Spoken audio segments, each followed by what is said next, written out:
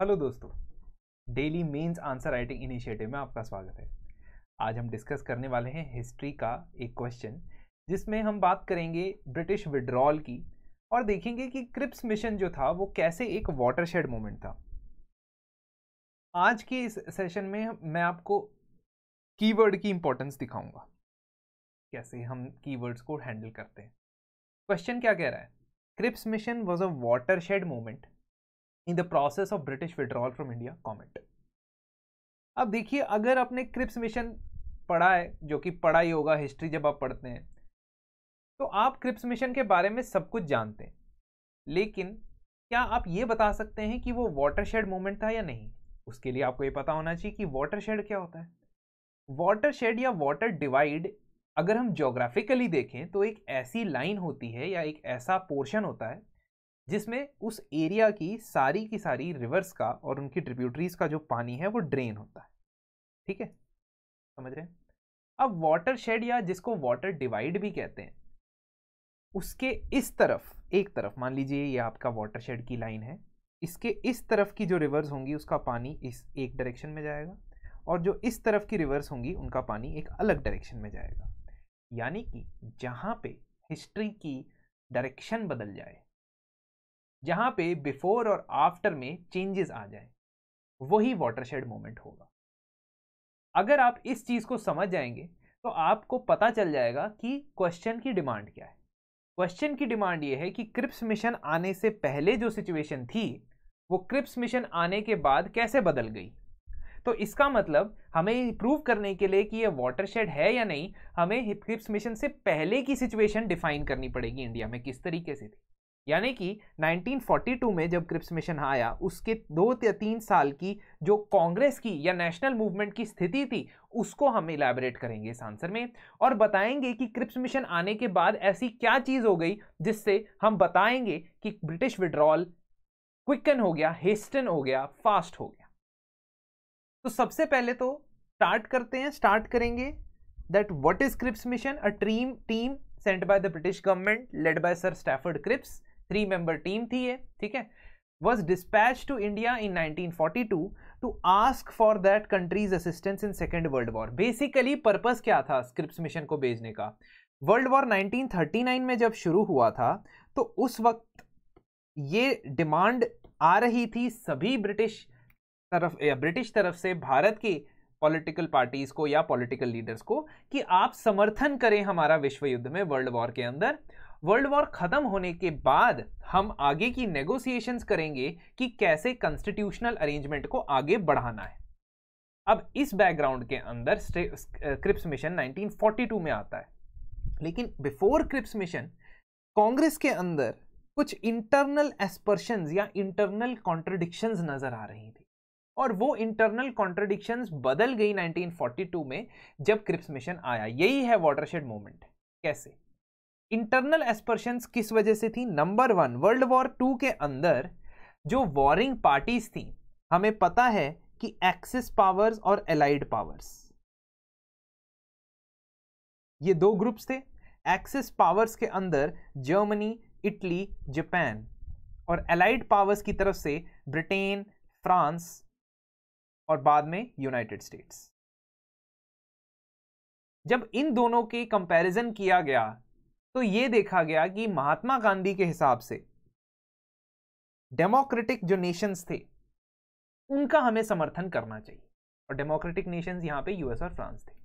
Nehru will be called ambiguous. Ambiguous मतलब उनको ऐसा नहीं लगता था कि डेमोक्रेटिक नेशंस कुछ ज्यादा अच्छे हैं। क्यों? क्योंकि उनके हिसाब से एक अलग डिबेट थी कैपिटलिज्म की।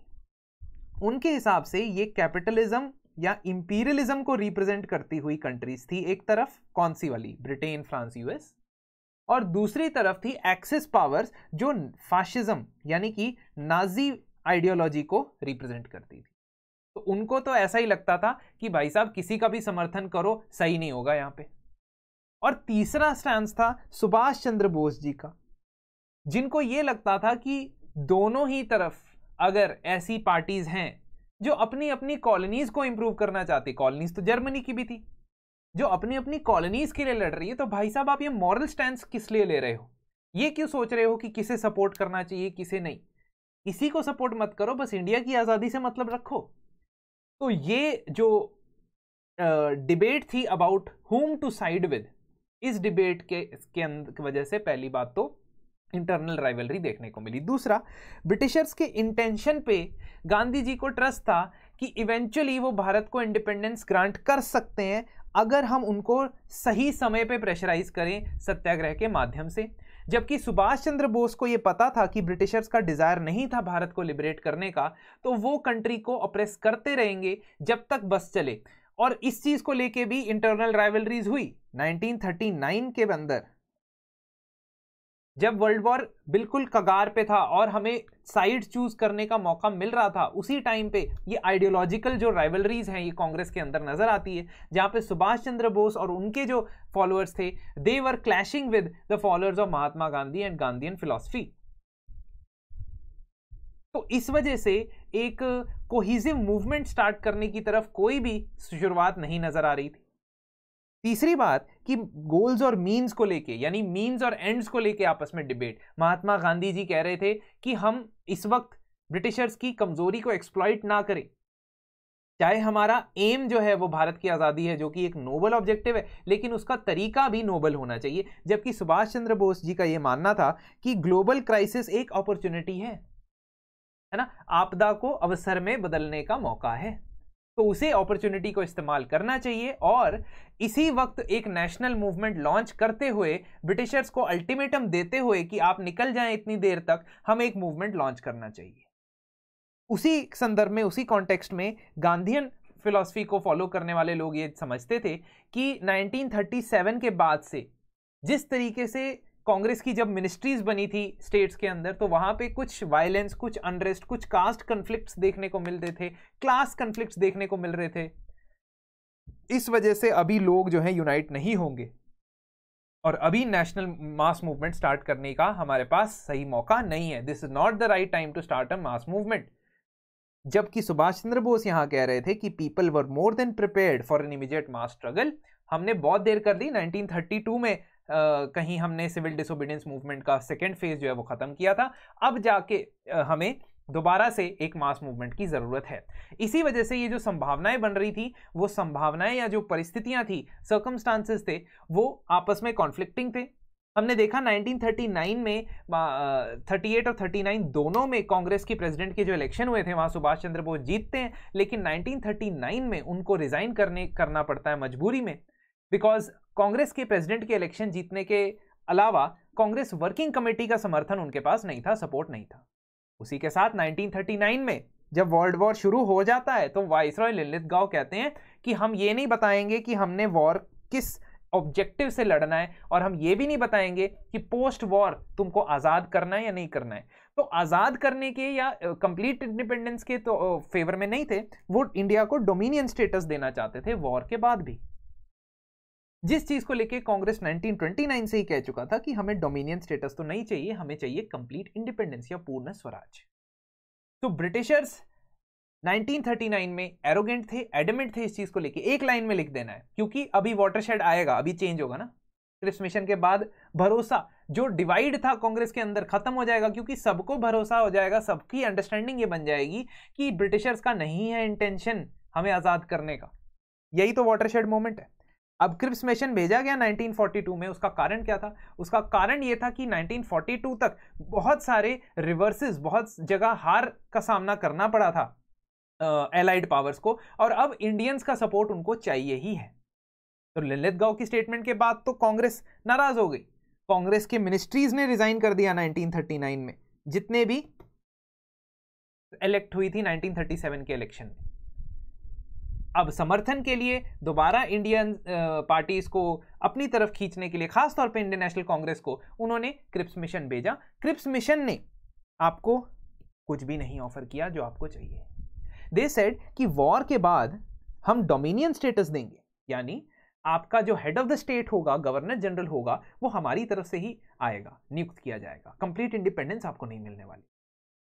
दूसरी बात, आपकी कॉन्स्टिट्यूएंट असेंबली हम बना देंगे, ड्राफ्ट कॉन्स्टिट्यूशन के, ये ड्रॉट नहीं है, ड्राफ्ट है, ठीक है, ध्यान रखना है, टू ड्राफ्ट द कॉन्स्टिट्यूशन, वो हम बना देंगे, और एक और क्लॉज जो इंडियन नेशनल कांग्रेस को पसंद नहीं आया वो ये कि अगर कोई भी प्रोविंस इस कॉन्स्टिट्यूएंट असेंबली को ज्वाइन नहीं करना चाहता तो वो इंडियन यूनियन से बाहर रह के ब्रिटेन से एक अलग एग्रीमेंट भी कर सकता है, which was not accepted to the Indian national Congress, क्योंकि वो तो पार्टीशन वगैरह के खिलाफ ही थे ना। तो क्रिप्स मिशन जो है वो बिल्कुल भी पसंद नहीं आया ना कांग्रेस को, और इस वजह से एंटायरली डिसइल्यूजनमेंट हुई सभी कांग्रेस लीडर्स के अंदर, नेशनल मूवमेंट के लीडर्स के अंदर, कि भाई साहब इनका इंटरेस्ट तो है नहीं है। गांधी जी ने इसे पोस्ट डेटेड चेक कहा कि डोमिनियन स्टेटस का समय तो जमाना तो 30 साल पहले चला गया है। अब कोई कंफ्यूजन नहीं है, अब तो मास मूवमेंट लॉन्च कर सकते हैं, और मास मूवमेंट लॉन्च करने के लिए एक ओवरऑल एंटी ब्रिटिश सेंटिमेंट बन चुका था। वॉर की वजह से काफ़ी ज़्यादा इन्फ्लेशन या महंगाई भी देखी जा चुकी थी, तो आम आदमी जनता जो है वो बहुत ज़्यादा एक्साइटेड हो गई थी। क्रिप्स मिशन तो बस एक पुश था towards the failure of the Cripps mission, because proposals were not accepted by the Congress. The failure of the Cripps mission was the last spark that was needed for a mass movement. और ये जो है एक domino effect की तरह काम करता है, जहां क्विट इंडिया मूवमेंट अगस्त 1942 में लॉन्च होता है। उसके बाद इंडियन नेशनल आर्मी का जो कैंपेन था, वो इंडियन नेशनल आर्मी के जो ट्रायल्स थे, रॉयल इंडियन नेवी के अंदर जो म्यूटनी देखी गई, पीजेंट मूवमेंट्स की इंटेंसिफिकेशन, ये बात बताओगे ना अब, क्योंकि ये एक के बाद एक इवेंट्स होते हैं। तो जब ये एक के बाद एक इवेंट्स होते हैं, इंडियन नेशनल आर्मी के ट्रायल्स होते हैं, RIN की म्यूटनी होती है, पीजेंट मूवमेंट्स की इंटेंसिफिकेशन होती है, तो ब्रिटिशर्स का जो विड्रॉल है वो हेस्टन हो जाता है। दैट मीन्स क्रिप्स मिशन के बाद ये परिस्थिति आपके सामने आती है। ठीक है, तो जो इंटरनल एस्पर्शंस थे वो खत्म हो जाते हैं। एक और लाइन आप यहां पे ऐड कर सकते हो कि सुभाष चंद्र बोस तो अपना एसोसिएटेड हो जाते हैं इंडियन नेशनल आर्मी के साथ। तो एक और आप इसमें जरूर ऐड कर देना, may be not written here but you can add from your own sense. और अगर आपको लगता है कि आप कोई और भी पॉइंट ऐड कर सकते हो तो जरूर करें, बट आप क्रक्स समझे कि हम वाटरशेड मूवमेंट समझाना चाहते हैं। वो वाटरशेड मूवमेंट अगर हम आंसर में समझा पाए, क्रिप्स मिशन के बारे में 4 लाइनें तो सबको पता होती, बट अगर हम वो समझा पाए कि वाटरशेड मूवमेंट क्यों था, उसके बाद बदलाव क्यों आया, क्योंकि किसी भी तरीके का डाउट नहीं रहा ब्रिटिश इंटेंशन के ऊपर, ये चीज हमने पॉइंट आउट कर देनी है वाया आंसर। तो दोस्तों इसके साथ हमारा आंसर एक कंक्लूड होता है।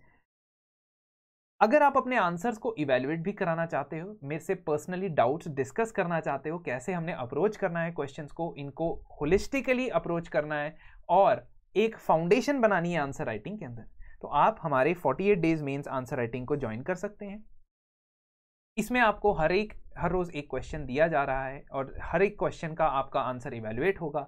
आंसर इवैल्यूएशन के बाद हर हफ्ते आपसे लाइव क्लासेस में डिस्कशन होगी, मैं आपके डाउट क्लियरिंग सेशंस लूंगा। और अगर आपको ओवरऑल स्ट्रेटेजी चाहिए आंसर राइटिंग की, तो मैं पर्सनलाइज स्ट्रेटेजी भी प्रोवाइड कर दूंगा यहाँ पे आपसे कांटेक्ट करके थ्रू द टेलीग्राम ग्रुप। तो इस तरीके से आप ये होलिस्टिक अपना फाउंडेशन जरूर बनाएं और हमें जरूर संपर्क करें if you want to have a proper outlook to the answer writing. तो दोस्तों इसी तरीके से हम आगे भी आपके साथ जुड़ते रहेंगे। तब तक के लिए थैंक यू।